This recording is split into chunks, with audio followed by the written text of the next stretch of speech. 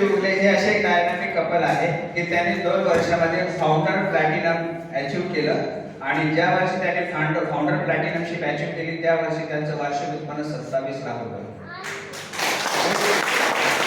आणि महत्त्वाचा विषय काय आहे की उगले सर खूप साऱ्या गोष्टींमध्ये ते इन्व्हॉल्व होते, पण जेव्हा त्यांना बिझनेस कळाला तेव्हा त्यांनी ठरवलं की मला प्रायोरिटी सेट केली पाहिजे. तर मी तुमच्या संपूर्ण लोकांच्या मदतीने त्यांना एक प्रश्न विचारतो की ते पहिले काय काय करत होते आणि ते अचानक ॲम्बेवर का शिफ्ट झाले, त्यांचा हा निर्णय योग्य राहिला का? उगले सर काय काय करत होते पहिले?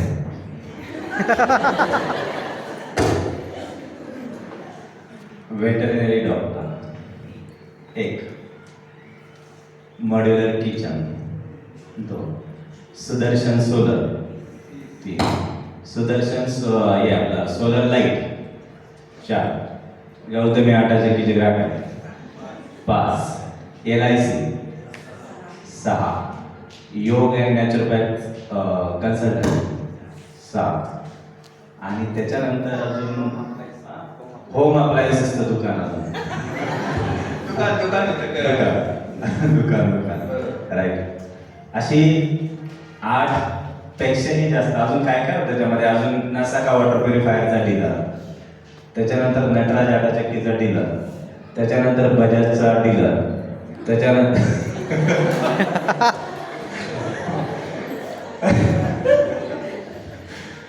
आता हे काय होतं, एक ना धड बराबर चिल्ल्या.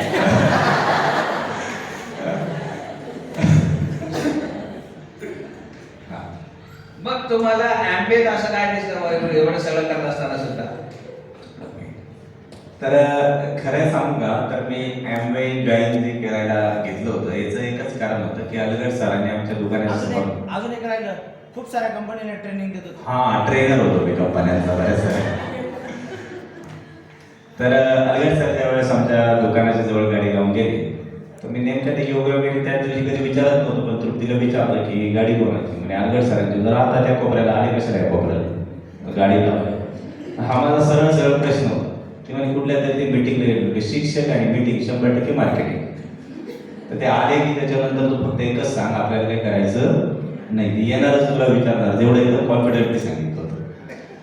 आणि मग त्यानंतर अलगड सर आहे पण भावाचा मित्र आहे आणि म्हणून आम्ही मोठ्या भावाचा मित्र आपल्याला मोठ्या भावासारखा, आणि आम्ही तृप्तीचं माझं अगोदरच बोलून झालं होतं की जर आले तर फक्त पैसे द्यायचे आणि वस्तू असतील नसतील त्यांचं काय असतं ते ऐकून घ्यायचं आणि काहीही करायचं नाही.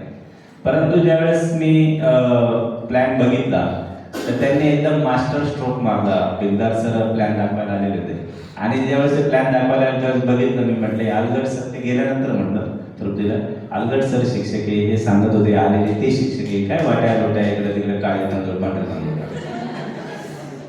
आणि मग नंतर तृप्तीने आणि मी विचार केला की काय हरकत आहे. दुसऱ्या दिवशी ज्यावेळेस आम्ही जॉईनिंग केलं तर आम्ही रात्री दोघांनी पती पत्नीने खूप चांगला विचार त्यावरती पॉझिटिव्ह केला होता. आणि दुसऱ्या दिवशी ज्यावेळेस आम्ही बेदार सरांना बोलवलं आणि आमच्या दुकानामध्ये आमच्याच लॅपटॉपवरून आमच्याच दुकानामध्ये बोलून साइन अप केलं आणि 7,500 रुपयाच्या आसपास ऑर्डर टाकले. आमचं वेलकम झालं आणि मग अलगड सरांना आमच्या स्पॉन्सरला कळवलं तर आले बिझनेसमध्ये. त्यांना अजूनही कधी कधी वाटतं की हे खरंच बिझनेस करतात की नाही करतात. म्हणजे सो प्रायोरिटी सेट करण्यामध्ये सगळ्यात मोठा की पॉईंट आमचा जो ठरला तर तो आम्ही यांनी एक मास्टर स्ट्रोक कोणता लावला की आम्हाला उचललं आणि सरळ सरांकडे घेऊन गेले. आणि सरांकडे घेऊन गेल्यानंतर आम्ही बघितलं की सरांनी एक विश्वासाने सांगितलं होतं की विजयजी फक्त तुम्ही दोघं जण पती पत्नी 2 वर्ष मी सांगतो तसं करा. 2 वर्षांनी तुम्हाला आपण थोडा वेळ जेव्हा सांगितलं की 2 वर्षांनी तुम्हाला आयुष्यात मागे बघायला लागणार नाही. म्हटलं स्किल इतक्या मोठ्या प्रमाणात आहे, परत एक राईट प्लॅटफॉर्म आणि राईट मेंटॉरशिप याचा अभाव तुम्हाला माझ्या जीवनाकडे बघितलं तर काही सांगायची गरज पडणार नाही. आणि राठोड सरांनी त्यावेळेस मला सांगितलं होतं, त्या अगोदर ते आता त्यावेळेस मागे जेव्हा बोललो त्यांच्याशी ते तुमच्या अगोदरही मी कोणाला सांगितलं नाही, तुमच्या नंतरही अजून कोणाला सांगितलं नाही की या व्यवसायामध्ये जर तुम्ही 5 वर्ष व्यवस्थित द्याल तर तुमचं या व्यवसायातून उत्पन्न होऊ शकतं की 1 करोड रुपये वार्षिक होईल. आणि ही सगळे विश्वास जो होता, मी म्हटलं एक शिक्षक लोक वगैरे सगळे लोक जर करताय, स्किल आहे, सगळं आहे आपल्याकडे, तर आपण करायला काही हरकत नाही. 50,000 एक्स्ट्रा आले जर काही प्रॉब्लेम नाही. आणि तो जो निर्णय आहे ते प्रायोरिटीने, आणि सगळ्यात महत्त्वाची गोष्ट आम्ही पती पत्नी ज्या पद्धतीने आम्ही बॉन्डिंग आमचं सुरुवातीलाही होतं, आत्ताही तसंच आहे, वाढलेले की पाहुणा पण आम्हाला दोघांना बरोबर राहायला खूप आवडतं, पण तेव्हा आम्ही बरोबर राहतच नव्हतो. मी सकाळी दुसरीकडे असायचो, संध्याकाळी दुसरीकडे असायचो.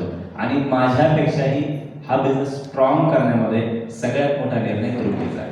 आणि प्रायोरिटी सेट करण्याच्या पाठीमागे एकमेव कारण आहे रवींद्रजी आणि कीर्तीजी रावळ, बाकी दुसरं कारण नाही. तृप्ती मॅडम, तुम्ही का निर्णय घेतला सरांच्या खांद्याला खांदा लावून काम करायचं?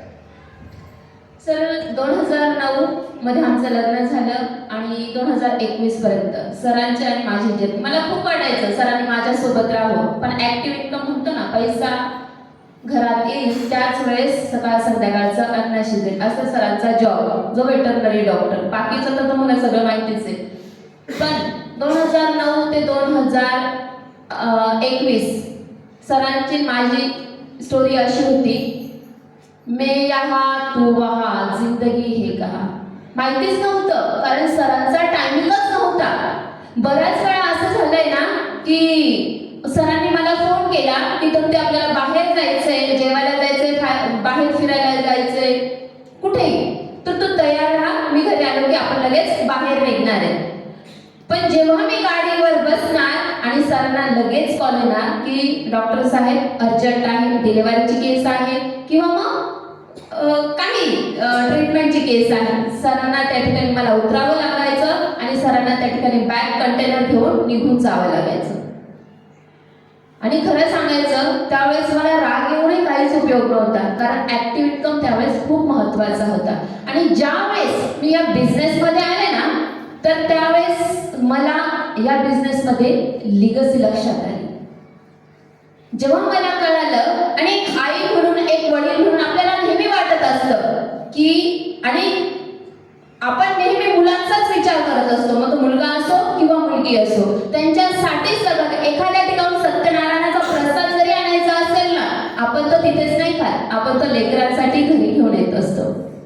सेम मला बिझनेस वाटला. या बिझनेसमध्ये मला लिगसी दिसली आणि त्या दृष्टीने जर मी वाटचाल केली. सगळ्यात अगोदर मला आपल्याने सांगितलं असेल तर मी यूट्यूबवरून सीडी सर्च करत रोज दिवसाला 5 ते 6 सीडीज ऐकला, जिथून माझा कॉन्फिडन्स वाढला. कॉन्फिडन्स का महत्वाचा होता? कारण मी अशा लोकांमध्ये राहत नव्हते जिथे फक्त निगेटिव्हिटी, अशाच लोकांमध्ये मी राहत होते. जे मी पुढे जाईल त्या ठिकाणी मला खाली खेचणारे लोक त्या ठिकाणी होते. मात्र या बिझनेसमध्ये त्या सीडीमधून मला लक्षात आलं की हा बिझनेस जो आहे ना, तो पॉझिटिव्ह लोकांच्या सोबत राहून कसा बिल्ड करू शकतो, म्हणून हा बिझनेस मला करावासा वाटला. आणि 2021 ते 2025 तर हम साथ साथ आहे. खूप छान उत्तर दिलं तुम्ही. पुढचा प्रश्न किशोर आणि पंचवीस